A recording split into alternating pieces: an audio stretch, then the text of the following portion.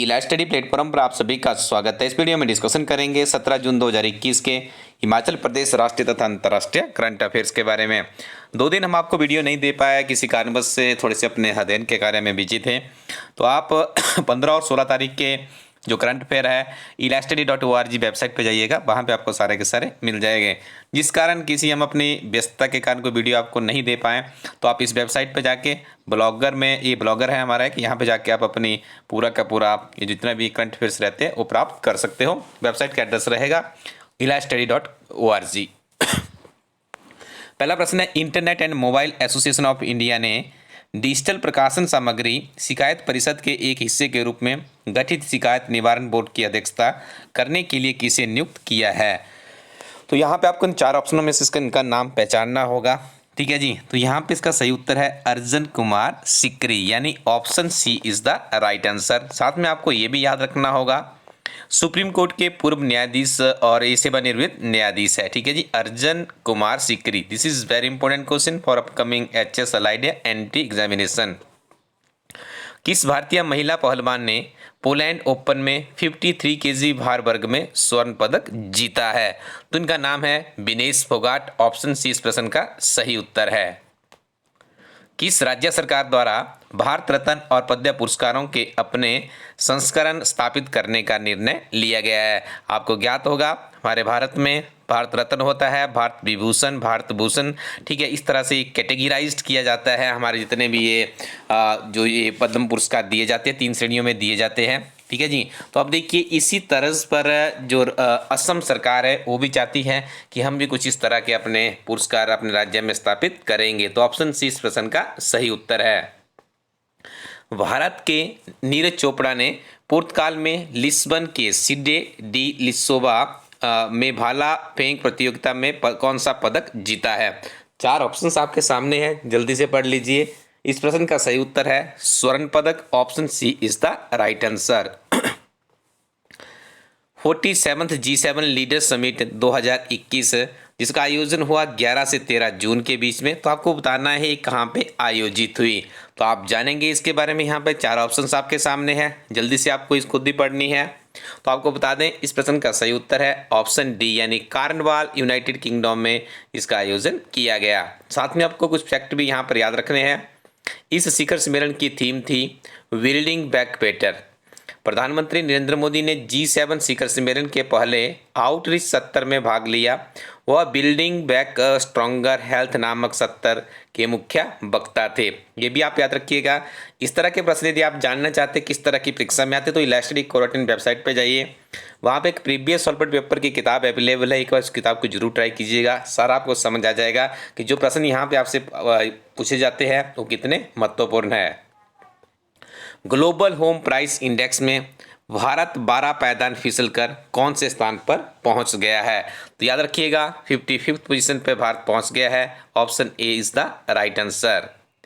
Believe what life and cricket taught मी किस भारतीय cricketer की आत्मकथा है? 4 ऑप्शंस आपके सामने हैं, तो याद रखिएगा believe what life and cricket taught me, ये आपकी आत्मकथा है सुरेश रैना की। Option C is the right answer. Gelfand challenge chess का खिताब किसने जीता है?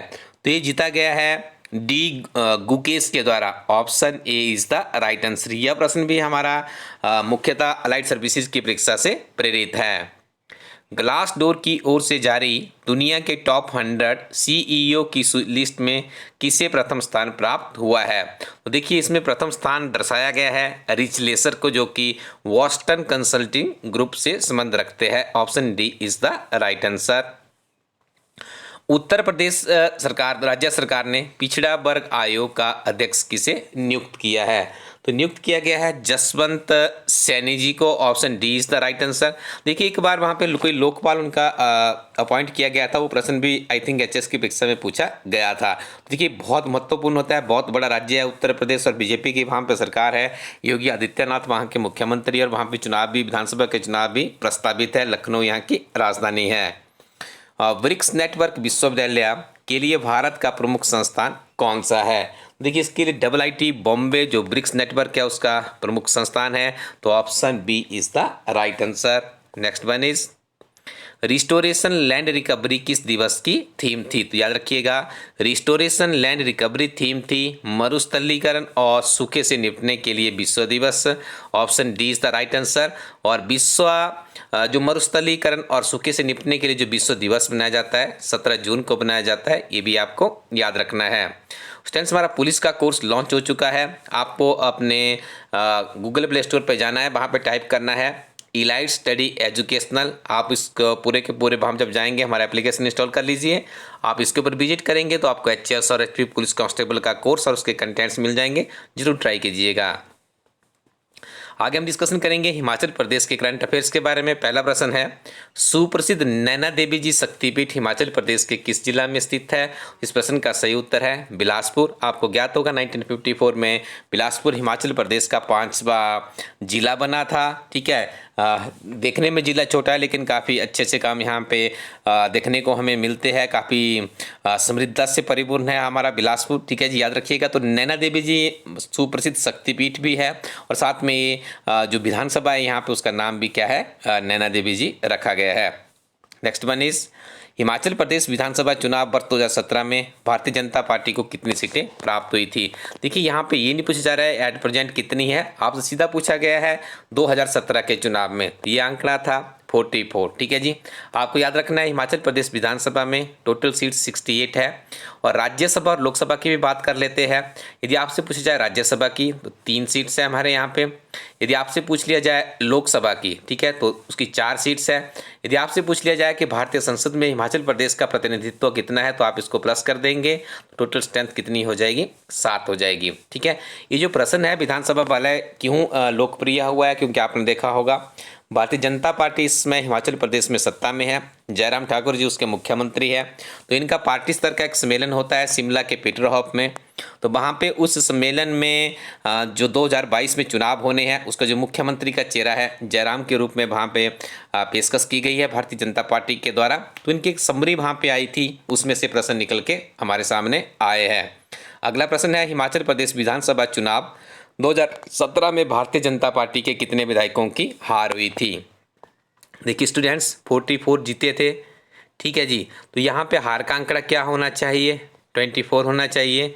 68 सीट्स आपकी होगी। Option A is the right answer, क्योंकि भारतीय जनता पार्टी एक राष्ट्रीय दल है, विश्व का सबसे ज़्यादा इनके पास मेंबरशिप भी है, सबसे बड़ा राजनीतिक दल के रूप में इन्हें जाना जाता है।